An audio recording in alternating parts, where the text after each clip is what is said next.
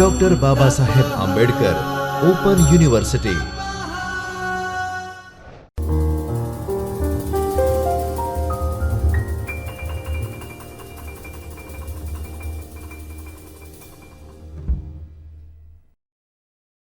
नमस्कार। डॉक्टर बाबा Saheb Ambedkar open university की ओर से आयोजित इस वर्चुअल कक्षा में आप सभी का स्वागत है। SYBA के हिंदी अनिवार्य की इस कक्षा में आपका स्वागत करते हुए मुझे हार्दिक प्रसन्नता है। हम पिछली कक्षा में खंड 4 की इकाई 21वीं व्यवहारिक खंड 4 है व्यवहारिक हिंदी और लेखन, और इसकी 21वीं इकाई सरकारी पत्राचार और प्रारूपण तथा टिप्पण, इस पर हमने आरंभ किया था बात करना। और हमने देखा था कि किस प्रकार के पत्र होते हैं, सरकारी पत्र किस प्रकार के होते हैं, और उसमें आवेदन पत्र के नमूने पर हमने विचार किया था और आवेदन पत्र किस प्रकार लिखना चाहिए उस पर विचार किया था। आज हम उसी को आगे बढ़ाते हुए अगला जो पत्र है, जो पत्र का प्रकार है औपचारिक पत्र का, शिकायत और सुझाव पत्र, उस पर हम उसके सामान्य प्रारूप पर हम विचार करेंगे। मित्रों, जैसे पिछली बार हमने बताया था कि शुरुआत जो होती है उसमें सेवा में या प्रतिष्ठा में इस प्रकार आवेदन पत्र में लिखना होता है। शिकायत और सुझाव पत्र जब आप लिख रहे हैं तो सामान्य रूप से प्रति शब्द का प्रयोग हम करते हैं। जो अंग्रेजी में टू लिखा जाता है वही हिंदी में प्रति होता है। तो शिकायत और सुझाव के लिए हम सामान्य रूप से प्रति शब्द का प्रयोग करते हैं। इसमें सेवा में या प्रतिष्ठा में उसके आवश्यकता नहीं होती आवेदन पत्र की तरह से। शिकायत और सुझाव पत्र जो है उसमें आपकी और अधिकारी की स्थिति इस बात पर निर्भर नहीं करती कि आपका पद क्या है और उसका पद क्या है। सामान्य रूप आप जब शिकायत या सुझाव कर रहे हैं तो आप उसके समकक्ष ही हो जाते हैं एक तरह से। तो ऐसा करते हुए आपको सेवा में या प्रतिष्ठा में लिखने की आवश्यकता नहीं होती, तब आप लिखते हैं प्रति। उसके बाद अधिकारी का पदनाम सामान्यतया जब शिकायत और सुझाव करते हैं तब निश्चित रूप से उसमें व्यक्तिगत कोई लाने की आवश्यकता नहीं होती, तो इसलिए व्यक्तिगत नाम का भी उपयोग सामान्यतया नहीं करते हैं। ये बेहद छोटी छोटी बातें हैं जो अगर आप ध्यान में रखेंगे तो आपका जो पत्र बनेगा वो बहुत सुंदर और सही उचित बनेगा, और जब आप इसको प्रस्तुत करेंगे तो पढ़ने वाले के लिए भी वो अच्छा उसको अच्छा लगेगा और कोई कहीं पर भी उसको आक्षेप जैसा नहीं लगेगा। शिकायत और सुझाव में खास करके इस बात का ध्यान रखना चाहिए कि कहीं कोई आक्षेप वाली बात न आए, व्यक्तिगत आक्षेप की बात तो कतई न आने पाए। तो इसलिए प्रति उसके बाद अधिकारी का पद नाम, जिसको भी आप लिखना चाहते हैं उसका पद नाम होगा, संस्था का नाम होगा, विभाग का नाम हो सकता है, और संस्था का संक्षिप्त पता आएगा। उसके बाद विषय इसमें भी लिखना होगा। आवेदन पत्र में भी विषय लिखना होता था, विषय इसमें भी लिखना होगा। आप संक्षेप में बिल्कुल विषय लिखते समय ये बहुत ध्यान रखना चाहिए कि पूरी कई बार होता है लोग विषय के रूप में पूरा जो मुद्दा होता है वही लिख देते हैं, तो वैसा नहीं करना है। आपको विषय यथासंभव संक्षेप करना है। जितने कम शब्दों में आप लिख सकें तो उतना ज़्यादा अच्छा होगा। जैसे कि मान लीजिए कि आपको शिकायत करनी है अपने घर के बाहर सड़क पर खुदे हुए गड्ढे की करनी है, तो आप विषय के रूप में इतना ही लिखेंगे, घर के बाहर खुदे हुए गड्ढे के संबंध में, है ना। तो इतना कहने से वो मोटी बात समझ में आ जाएगी कि आप क्या कहना चाहते हैं, तो उतना ही चाहिए। अब वो अधिकारी जैसे ही देखेगा कि घर के बाहर खुदे हुए गड्ढे के संबंध में ये पत्र है, तो वो तुरंत जो गड्ढा खोदने वाला विभाग है उसको ये पत्र आगे कर देगा, उसके अग्रेषित कर देगा, और वहाँ से जो भी उचित कार्रवाई होगी उसको वो कार्रवाई की जाएगी। तो इसलिए विषय को हमेशा संक्षिप्त होना चाहिए और बेहद प्रिसाइज होना चाहिए। एकदम जो है बिल्कुल वही बात कहनी चाहिए। उसमें बहुत बहुत ज़्यादा बातें नहीं लिखनी चाहिए, कम से कम शब्दों में उसको कहना चाहिए। फिर महोदय और महोदया, ये संबोधन सभी में रहेगा।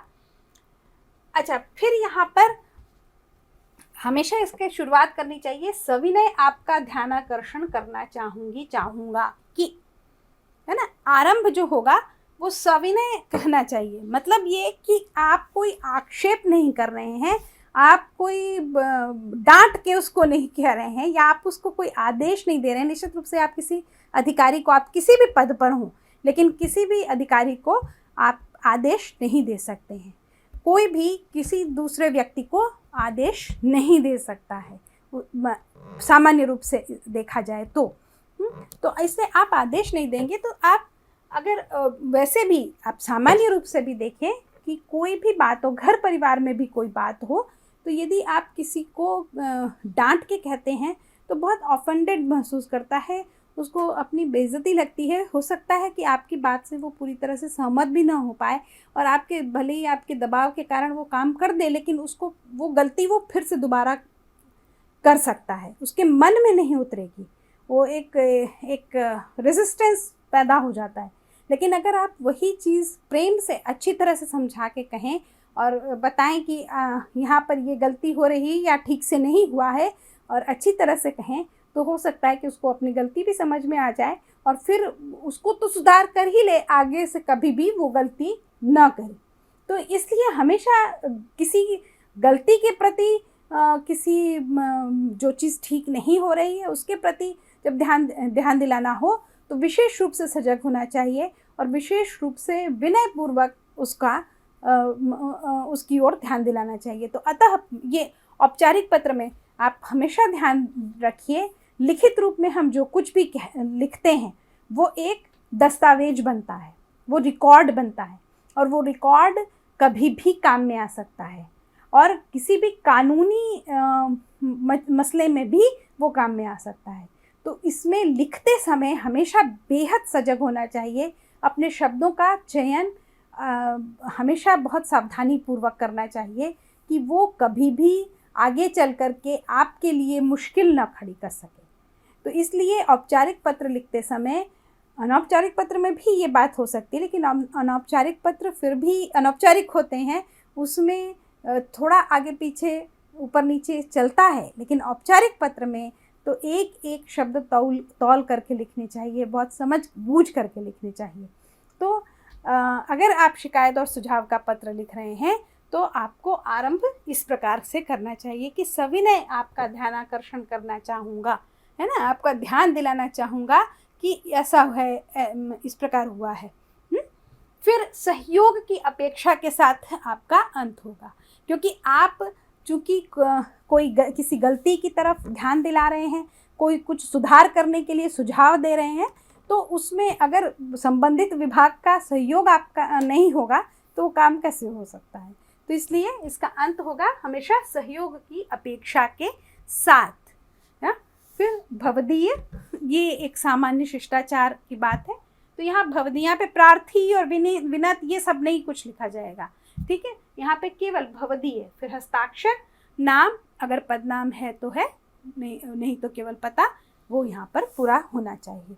तो यहाँ पे नाम पता सामान्य रूप से सभी प्रकार के आवेदन पत्रों में नीचे स्पष्ट रूप से नाम और पता होना चाहिए, कि अगर आपको वापस कुछ उत्तर देना है उस विभाग को तो उनके पास स्पष्ट पता, नाम और पता रहे। तो पोस्टल एड्रेस हमेशा लिखना चाहिए। तो ये शिकायत और सुझाव पत्र का एक सामान्य प्रारूप है। ये सामान्य, आप हमेशा ध्यान रखें, यहाँ पर जो बताया जा रहा है वो सामान्य प्रारूप है, उसके अलावा भी प्रारूप हो सकता है। आप इसके संबंधित बहुत सारी पुस्तकें हैं, उसमें अगर आप पढ़ेंगे तो इससे अलग भी हो सकता है, लेकिन ऐसा नहीं कि वो गलत है यही सही है, या यही गलत है वो सही है, ऐसा नहीं है। हर एक बात को कहने के कई तरीके हो सकते हैं, तो उसमें आप इस तरीक़े को अपनाते हैं या उस तरीक़े को अपनाते हैं, उससे कोई बहुत बड़ा फ़र्क नहीं पड़ता है। महत्वपूर्ण ये है कि जो उसके उस तरह के पत्र लिखने के लिए जो मुख्य मुख्य अंग हैं वो आपको समझ में आने चाहिए। तो इसमें यही बात है, प्रति ऊपर आएगा, उसके बाद अधिकारी का नाम पता आएगा जिसको आप भेज रहे हैं, फिर विषय आएगा, संबोधन आएगा जो कि महोदय महोदया हो सकता है। आरंभ इस प्रकार से किसी शब्दावली में होना चाहिए। अंत में पूरा जो आपको मुद्दा लिखना है वो मुद्दा लिख लिया, उसके बाद अंत में सहयोग की अपेक्षा के साथ इस प्रकार का कोई वाक्य खंड आना चाहिए और भवदीय और आपका हस्ताक्षर और नाम पता होना चाहिए। ये मुख्य अंग हैं जो होने चाहिए, उसमें शब्दावली में परिवर्तन संभव है। हम आगे चलें तो व्यावसायिक पत्र है जो व्यवसाय के अंतर्गत लिखा जाता है। जैसा कि पिछली कक्षा में मैंने बताया था कि बिजनेस संबंधित जो पत्र है, बिजनेस के लिए जो पत्र है, तो वो किस प्रकार लिखा जा सकता है। इसमें पत्र क्रमांक आना बहुत महत्वपूर्ण है। बाकी में देखिए आवेदन पत्र था और शिकायत और सुझाव पत्र था, उसमें पत्र क्रमांक नहीं था, उसका उल्लेख नहीं था। क्यों? क्योंकि सामान्य रूप से आवेदन जो किया था वो भी एक बार में, मतलब आपने किया और ख़त्म हो गया वहीं पर, उसको फिर जो भी उसके ऊपर मैंने उसको अनुमति मिलेगी या नहीं मिलेगी वो सामान्य रूप से मौखिक संप्रेषित कर दी जाती है या कभी लिखित संप्रेषित कर दी जाती है। इसी तरह से जो शिकायत और सुझाव है वो भी सामान्य रूप से उसका थ्रेड नहीं चलता, उसका ये नहीं कि एक के बाद एक उसका चल रहा है। आपको जो शिकायत करनी थी, आपको जो सुझाव देना था, वो आप एक पत्र में दे देते हैं, उसके ऊपर जो कार्रवाई होनी होती है वो भी हो जाती है उसमें, और हो सकता है कि आपको उसका उत्तर न मिले और काम लेकिन हो जाए, तो इस तरह का हो सकता है। तो उसमें कोई सिलसिला पत्र का नहीं चलता, तो इसलिए उसमें पत्र क्रमांक की उतनी आवश्यकता नहीं होती। लेकिन जो व्यावसायिक पत्र होगा उसमें निश्चित रूप से पत्र क्रमांक डालना चाहिए, क्योंकि व्यावसायिक पत्र की चेन चलती है ना, एक सिलसिला चलता है। एक पत्र एक संस्था ने, एक व्यावसायिक प्रतिष्ठान ने दूसरे को लिखा, उसका उत्तर वो लिख सकता है, इसके उत्तर में वो जा सकता है। मान लीजिए एक उदाहरण लेते हैं कि कोई खरीद फरोख्त की बातें, एक व्यावसायिक प्रतिष्ठान है जो कि एक फैक्ट्री है जो कि कोई किसी तरह का माल बनाती है और उस माल को बेचने के लिए वो दूसरे को पत्र लिख रही है कि हम ये माल बना रहे हैं, हमारी फैक्ट्री ये माल बना रही है और हम इस मूल्य पर दे सकते हैं, आप यदि खरीदेंगे तो अच्छा होगा, आपको माने हमारी तरफ से ये इस तरह का ऑफ़र है, कोई ऑफ़र दे सकती है, उस तरह का ऑफ़र लेटर लिख सकती। और उसके बाद तब वो दूसरा जो है वो लिख सकता है कि हाँ, हमें आपका ऑफ़र स्वीकार है और आप इतना सामान भेजिए। अब इतना सामान भेजिए जब लिखती है तो हो सकता है जो पहली वाली है वो कहे कि आप कम से कम इतना पैसा हमें एडवांस दीजिए, तब हम आपको सप्लाई करें, और आपको इतना परसेंटेज पहले देना होगा एडवांस में और इतना परसेंटेज आप 3 किस्तों में दे सकते हैं। इस प्रकार की कोई शर्त, इस प्रकार का कोई समझौता, इस प्रकार की कोई बात हो सकती है। फिर उसके उत्तर में वो आता है कि नहीं, हम इतना परसेंटेज तो नहीं, इतना परसेंटेज नहीं। मतलब कहने का उद्देश्य ये है कि इस एक ही बात के लिए जो शुरुआत हुई, मान लीजिए कि नट बोल्ट बेचने की बात शुरू हुई, और तो वो जब तक नट बोल्ट बिक न जाए और बिक करके उसका सारा पैसा बेचने वाले को न मिल जाए, तब तक ये पत्र का सिलसिला जारी रहेगा और उसमें पिछले पत्रों का हवाला बहुत बार देना पड़ता है। तो वैसी स्थिति में पत्र क्रमांक होना आवश्यक है। दिनांक तो होती ही है, बाकी जो दोनों हैं उसमें अगर पत्र के हवाले की ज़रूरत भी पड़े तो दिनांक से चल जाता है। लेकिन इस तरह के व्यावसायिक पत्रों में चूँकि वो लंबे सिलसिले चलते हैं तो कई बार दिनांक एक ही दिन में 2 पत्र भी जा सकते हैं। तो एक ही दिन में जब 2 पत्र जाएंगे तो वैसी स्थिति में उनके क्रमांक अलग अलग होंगे, तो वो क्रमांक का हवाला देना जरूरी होता है। तो पत्र क्रमांक ऐसे पत्रों में नितांत आवश्यक होता है। तो पत्र क्रमांक सबसे ऊपर इसीलिए लिखा जाता है।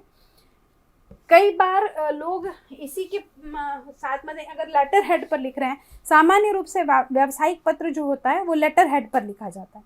तो अगर लेटर हेड पर लिखा जा रहा है तो ऊपर ही लेटर हेड पूरा बनेगा उस व्यावसायिक प्रतिष्ठान का, और उसके नीचे पत्र क्रमांक और दिनांक की पहले से ही पड़ी रहेगी, जगह निश्चित रहेगी। उसके नीचे फिर बाकी जो जो अधिकारी लिख रहा है वो अपना लिखता है, प्रेषक अधिकारी यहाँ पर अपना नाम पता पूरा लिखता है। कई बार होता है कि लेटर हेड नहीं होता, सादे पेज पर भेजते हैं, तो ऐसी स्थिति में पत्र क्रमांक सबसे ऊपर लिख करके इस साइड में प्रेषक अधिकारी अपना नाम पता लिखता है और उसके नीचे दिनांक आती है, तो ऐसा भी चलता है। फिर इसमें प्रति और सेवा में दोनों प्रकार के इसका प्रयोग होता है।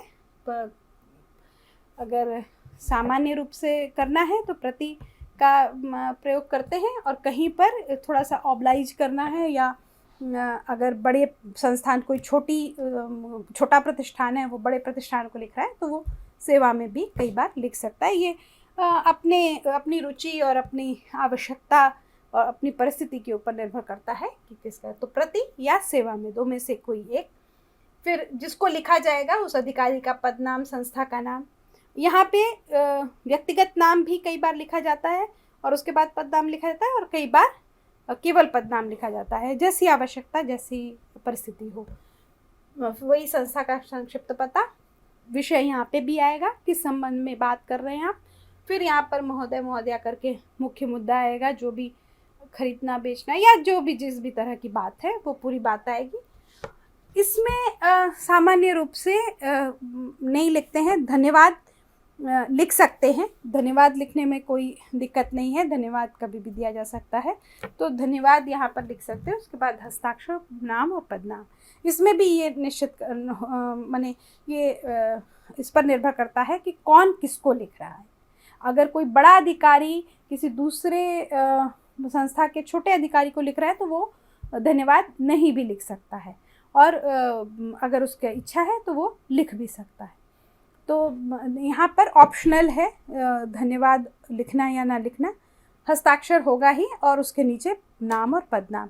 यहाँ पर स्वनिर्देश भी माने जो भवदीय इत्यादि लिखते हैं उसकी कोई आवश्यकता नहीं होती। इस तरह के बिजनेस लेटर्स में, व्यावसायिक पत्रों में उसकी आवश्यकता नहीं होती है। मित्रों, यहाँ पर एक बात बताना चाहूँगी कि सामान्य रूप से अब ये जो पत्र व्यवहार होता है वो पेपर पर नहीं होता है, ईमेल के जरिए होता है। तो ईमेल के भी जरिए जो भी पत्र व्यवहार होगा उसमें प्रारूप यही रखना होगा। तो उसमें सब्जेक्ट का आपको मालूम है कि ईमेल में सब्जेक्ट का अपने आप लाइनिंग आती ही है। आप कोई भी किसी भी तरह का ईमेल कंपोज करते हैं तो ऊपर ईमेल आईडी के लिए आता है, उसका जो नेक्स्ट आता है वो सब्जेक्ट की लाइन होती ही होती है, तो उसमें सब्जेक्ट चला जाएगा। तो सब्जेक्ट फिर आपको यहाँ पे नीचे लिखने की आवश्यकता कई बार नहीं पड़ती है। कई बार आपको ये भी लिखने की ज़रूरत नहीं पड़ती है, क्योंकि ईमेल आईडी आप जिस अधिकारी का अगर दे रहे हैं तो फिर ईमेल आईडी से ही हो जाता है आइडेंटिफिकेशन कि उसी को मिलेगा, तो फिर उसमें ऐसा भी लिखने की ज़रूरत नहीं होती। लेकिन कई बार होता है कि जो ईमेल आईडी होती है वो सामान्य होती, कंपनी की ईमेल आईडी होती है, तो यानी वो जो कंपनी का ये विभाग, लाइजनिंग विभाग होता है, पत्र व्यवहार देखने वाला विभाग, उसके पास पहुंचती है। फिर वो देख करके कि ये किसको संबोधित है तो उस अधिकारी के पास वो मेल फॉरवर्ड करते। तो ऐसी स्थिति में आपको ये वाला सेक्शन रखना होगा। लेकिन अगर आप सीधे अधिकारी की ईमेल आईडी जानते हैं और उस पर जा रहा है तो कई बार ये हटा देते हैं, तो ये और विषय हट जाता है ईमेल में, और सीधे यहाँ से डियर सर या मतलब महोदय यहाँ से ये शुरू होता है। तो ईमेल आईडी में ईमेल के जरिए भी जो अब पत्र व्यवहार होते हैं उसमें ज़रूरी नहीं है कि माने फॉर्मेट लगभग यही होता है, लेकिन जो चीज़ें उसमें पहले से बनी हुई हैं, ईमेल में पहले से उसका प्रारूप बना हुआ है तो उसमें वो चली जाती हैं, तो यहाँ से इस जगह से हट जाती हैं। वहाँ पर यहाँ पर प्रेषक का अधिकारी का नाम पता भी सामान्य रूप से ऊपर फिर नहीं आता है, वो नीचे ही चला जाता है। कुछ लोग ईमेल अपना बना के ही रखते हैं, उसमें ये होता है सभी मेल के साथ वो उनका नाम, पदनाम, संस्था का नाम, वो सारा प्री सेट होता है, वो हर ईमेल के साथ जाएगा ही। तो अगर ऐसा है तो ऊपर लिखने की आवश्यकता नहीं होती है। लेकिन फिर वही बात है कि यदि सामान्य ईमेल आईडी से, कंपनी की सामान्य ईमेल आईडी से भेजा जा रहा है और कोई खास अधिकारी उस आईडी से भेज रहा है तो वो यहाँ पर लिख सकता है। तो ईमेल अभी वर्तमान व्यवस्था है वो सब ईमेल से अधिकतर होता है, तो उसमें इसमें थोड़ा बहुत उसके अनुसार मॉडिफिकेशन की ज़रूरत होती है, लेकिन मूल स्वरूप जो है वो यही होना चाहिए बिजनेस लेटर का, ईमेल में भी। इसमें अंतर नहीं आना चाहिए। फिर हम अगला देखें।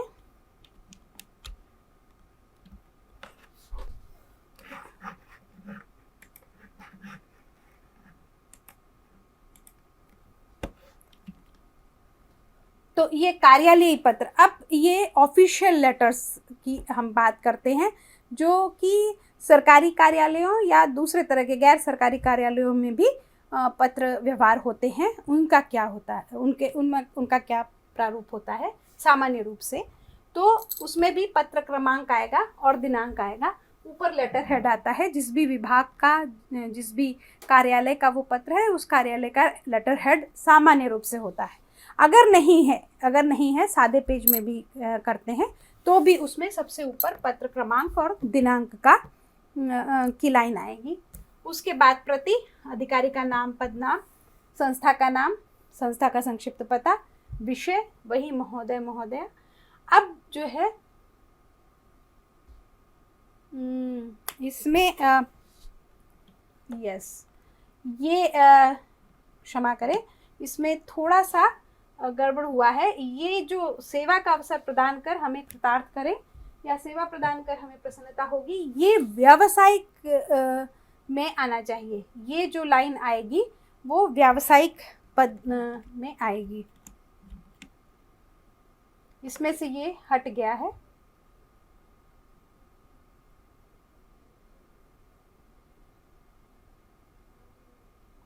इसमें से ये हट गया है, लेकिन ये लाइन मैंने, चूँकि व्यावसायिक मैंने बताया कि सामान खरीदने बेचने के लिए वो होता है, तो ये वाली जो लाइन आएगी, सेवा का अवसर प्रदान कर हमें कृतार्थ करें, या अगर बेच रहा है तो या इसी को बात को सेवा प्रदान कर हमें प्रसन्नता होगी, इस प्रकार की बात लिख सकते हैं, है ना। अगर कोई सामान बेचने के लिए किसी को लिख रहा है, ये कार्यालयीय पत्र में ये वस्तुतः नहीं आएगा, ये लाइन नहीं आएगी। बाकी ये उसी तरह से होगा। भवदीय भी लिखने की आवश्यकता उसमें नहीं है कार्यालयीय पत्र में।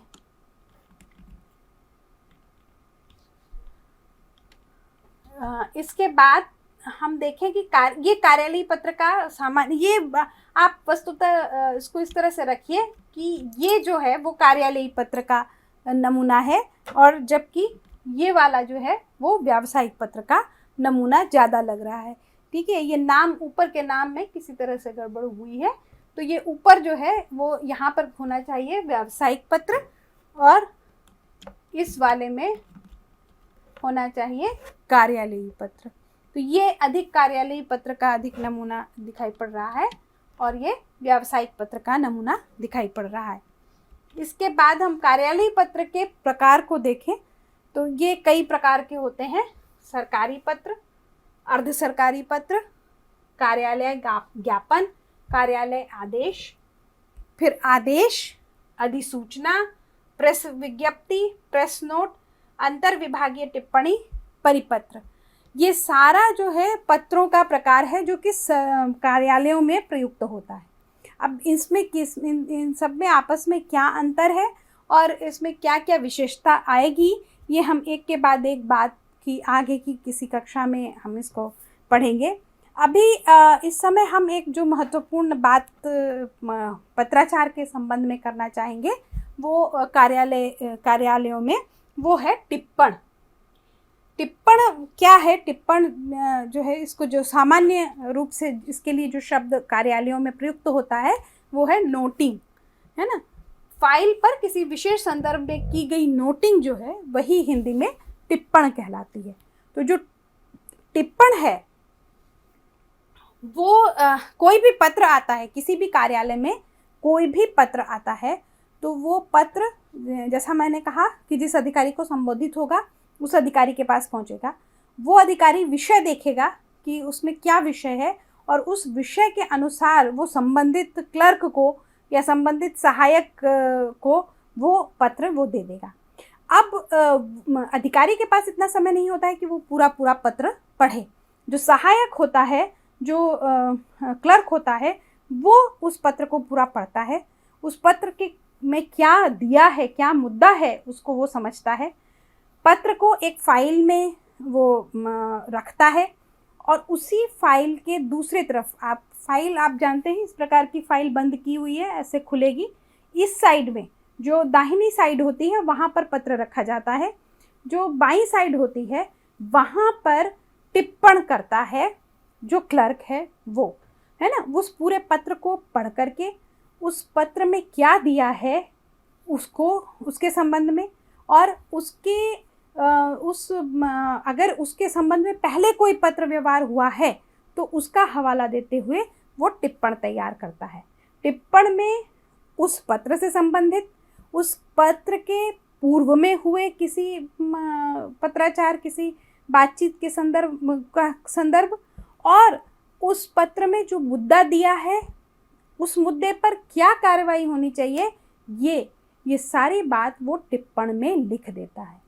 तो फिर वो फाइल जो है और वो साइन करता है उसके नीचे, और वो फाइल फिर अधिकारी के पास जाती है। तब वो अधिकारी उस टिप्पण को पढ़ करके उसके अनुसार आगे की कार्रवाई करता है। तो अधिकारी हर बार पूरा पत्र स्वयं नहीं पढ़ते। इस टिप्पण को पढ़ने के बाद अगर उसको आवश्यक लगता है तब वो सामने रखे हुए पत्र को पूरा पढ़ते हैं, अन्यथा वो टिप्पण के आधार पर कार्रवाई करते हैं। तो टिप्पण जो है वो एक बेहद महत्वपूर्ण अंश होता है कार्यालयी कामकाज का, और इसके आधार पर ही अधिकतर निर्णय लिए जाते हैं कार्यालयों में।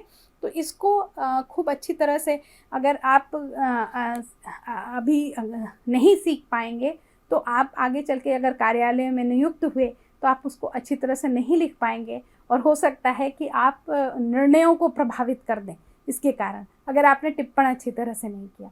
तो टिप्पण तो अच्छी तरह से करना निश्चित रूप से आना चाहिए। आप टिप्पण अगर अच्छी तरह से नहीं कर पाते हैं तो आप कार्यालय में सफल होने में भी आपके प्रश्न चिन्ह होगा। तो इसलिए इसको खूब अच्छी तरह से समझ करके अभ्यास करने की आवश्यकता होती है ना। इसके प्रमुख बिंदु जो हैं, जो मैंने अभी बताए, कि पूर्ण विवरण होना चाहिए जो पत्र आया है या जो भी बात है। पत्र ही नहीं, पत्र का तो एक मैंने उदाहरण दिया कि पत्र आया हो तो उसको लेकर के फाइल शुरू हो सकती है। नहीं भी पत्र आया हो, कोई भी बात हो, कोई भी चीज़ हो, उसके विषय में वो नोटिंग करके अधिकारी के सामने रखी जा सकती है। तो जो भी विषय है उस विषय का पूर्ण विवरण टिप्पण में होना चाहिए। जो संबंधित नियम है उससे अगर कोई नियम उस पर लागू हो रहे हैं तो वो सारे नियम जो है उसमें टिप्पण में लिखे होने चाहिए। उनको कम से कम ये लिखा होना चाहिए कि इस नियम के तहत ये कार्रवाई हो सकती है, या ये नियम यहाँ पर देखा जा सकता है जो कि यहाँ पे लागू होगा। तो वो पूरा हवाला होना चाहिए, और इन नियमों के आधार पर ये जो मुद्दा है, जो पूर्ण विवरण है, उस पूर्ण विवरण को ले करके इन नियमों के आधार पर क्या कार्रवाई हो सकती है, इसके संबंध में भी टिप्पण में एक सुझाव, एक संकेत होना चाहिए। तो माने कि ऐसा है तो ऐसा किया जा सकता है। तो ये पूरी बात टिप्पण में जब आती है तब अधिकारी उस पर निर्णय ले सकते हैं। टिप्पण की जो भाषा है वो बिल्कुल सुस्पष्ट होनी चाहिए, है ना। उसमें कोई लच्छेदार भाषा का प्रयोग बिल्कुल नहीं होगा। आपने जो अभी तक भाषा पढ़ी वो अधिकतर साहित्य की भाषा थी, है ना। साहित्य में अलंकार का बड़ा महत्व है और व्यंजना का महत्व है। मतलब आप सीधे बात ना करके थोड़ा घुमा फिरा के बात कहते हैं, तब वो अधिक प्रभावी साहित्य में मानी जाती है। बिल्कुल उलट कार्यालयी जो भाषा है उसमें एकदम सीधी बात होनी चाहिए। एक बात का एक ही मतलब निकलना चाहिए, दो मतलब कभी नहीं निकलना चाहिए। तो उसमें केवल जो शब्द प्रयुक्त होंगे उनके एक ही अर्थ निकलें, ये सुनिश्चित करना आवश्यक होता है। तो स्पष्ट होनी चाहिए, संक्षिप्त होनी चाहिए, अति विस्तार नहीं होना चाहिए। अब टिप्पण कभी भी 2-3 पेज का नहीं होता। टिप्पण हमेशा बहुत ज़्यादा बड़ा होगा तो एक पेज का हो जाएगा। एक पेज माने A4, सामान्यतः भी प्रिंट इत्यादि निकालते हैं A4 साइज़ का होता है, तो A4 साइज़ का एक नॉर्मल मार्जिन छोड़ करके एक पेज जो होता है वो टिप्पण के लिए पर्याप्त होता है। दूसरे पर अगर चली जाती है तो उस टिप्पण को बहुत अच्छा नहीं माना जाता। किन्हीं विशेष परिस्थितियों में जाती हैं, अगर कोई तालिका इत्यादि आ गई तो हो सकता है कि 2 पेज में चला जाए, लेकिन 2 से तीसरा पेज तो किसी हालत में टिप्पण में नहीं होना चाहिए। तो उसमें उतनी ही बात लिखनी चाहिए, उतने ही शब्दों का प्रयोग करना चाहिए जिसके बिना काम न चले। हमेशा टिप्पण लिखते समय ये बात ध्यान रखना चाहिए कि हमने जो बात कही है, क्या इसमें से कोई शब्द हम हटा करके भी इस बात को पूरा कह सकते हैं। तो ये 2 बार 3 बार दोहरा करके और ये सुनिश्चित करना चाहिए कि ये टिप्पण बिल्कुल जो जितने शब्दों के प्रयोग की आवश्यकता है उतना है, उससे ज़्यादा नहीं हो रहा है। संक्षिप्त होना चाहिए जो बताया अभी, और संपूर्ण होना चाहिए। संपूर्णता में वही जो तीनों बिंदु हैं वो तीनों बिंदु आने चाहिए, माने उसमें कोई भी बात फिर अस्पष्ट न रह जाए, कोई छूटे ना कोई बात, कि ऐसा ना हो कि टिप्पण देखने के बाद भी किसी और चीज़ का रेफरेंस लेने की आवश्यकता पड़े।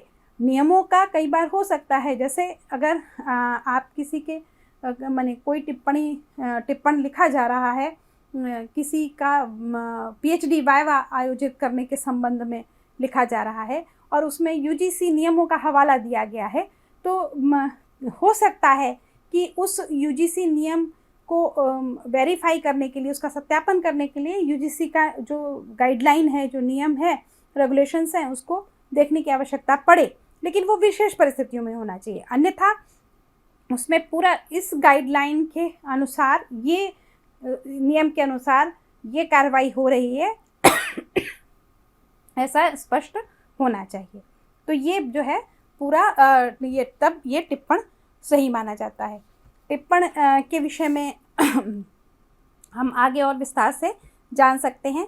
आप इस कक्षा के बाद अभ्यास करिए टिप्पण लिखने का। आपके जो स्वाध्याय सामग्री है उसमें भी कुछ उदाहरण दिए हुए हैं, उनको लेकर के आप टिप्पण लिखने का अभ्यास कीजिए। उसमें किसी भी एक कल्पना कीजिए कि एक पत्र आया है, जो मैंने पहले उदाहरण दिया गड्ढा खोदने के, वो आवेदन पत्र भी आपने, शिकायत पत्र भी आपने किया, और अब आप कार्यालय में हैं। अपनी भूमिका बदल लीजिए, अब आप कार्यालय में हैं, आपके पास ये पत्र आया, आपको अपने अधिकारी को ये पत्र देना है, तो उसकी अब टिप्पण किस प्रकार से लिखेंगे वो आप प्रयत्न कीजिए लिखने का।